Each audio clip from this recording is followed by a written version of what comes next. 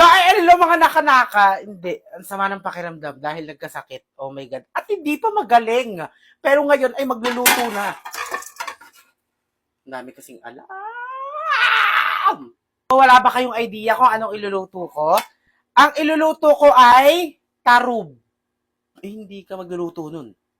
Go. Kasi nung kahapon, bumili ko ng lechon. Pumiyok pa talaga ha. Remedyohan natin siya. Gagawin natin siyang lechong paksil. So, ayan, di ba nung nakaraan pumunta kami sa Baguio Reta Valley, tiking pero sa Verihi, at dun nga sumama yung pakiramdam ng girlat na to. Girlat! So, bumili ko nito, dragon fruitable, at saka nitong strawberry apples. Strawberry apples! Kala ko lychee. Alam nyo ba nung nakaraan, kahapon, kinain ko to. Tapos sabi ko, bakit ang pait? Yung pala, binabalatan pa to. I didn't know.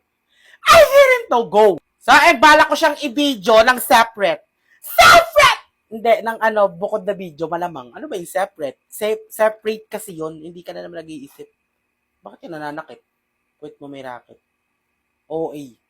Panoorin nyo dahil bukod ko tong i-video dahil sobrang pasabog at sobrang sarap nito. Hindi ka na naman nagtitink ng right. Tavality? Go. So, ayan, mainit na yung kawali. Ba't hinawakan ko?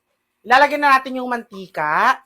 And the next is, itong ating masakit sa mata, sibuyas. Diba? Sobrang galing kong magluto. Sibuyas pala yung niluluto mo, magaling ka na. Okay, meron na rin tayong bawang. Ano bang pinagsasabi?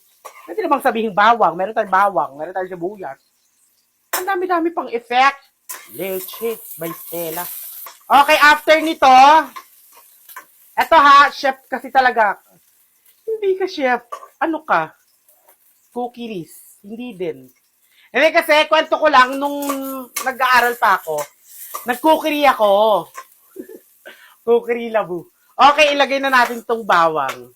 Hoy, medyo masama pa yung pakiramdam ko, kaya pasensya na kung parang meron akong tiponable or parang yung boses ko is hindi siya good to know. Good to know! Napaka-OA.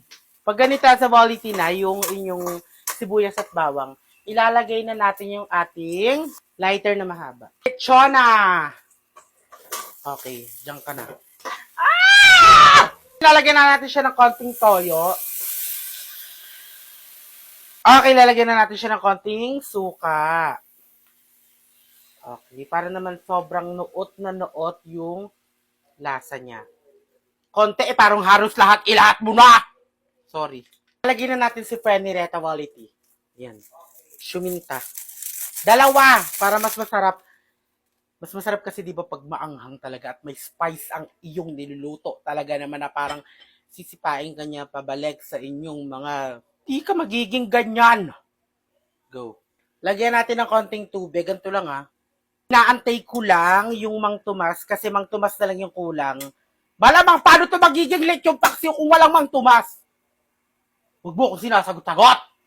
Okay. Meron kami dito Mang Tomas, Day. Ito, Day. Pero expired na. Alam nga, nilagay mo to. Para sumakit yung tiyan.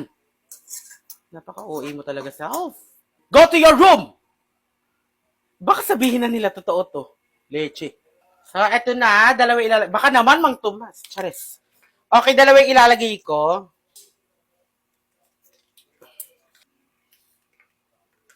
Ang dilim, no? Pasensya na, ha? Sa susunod, maliwanag na yung mga ganyan, no? Okay na to! Lechong paksiw. Ala Q direct. Tavalili kong puruhis.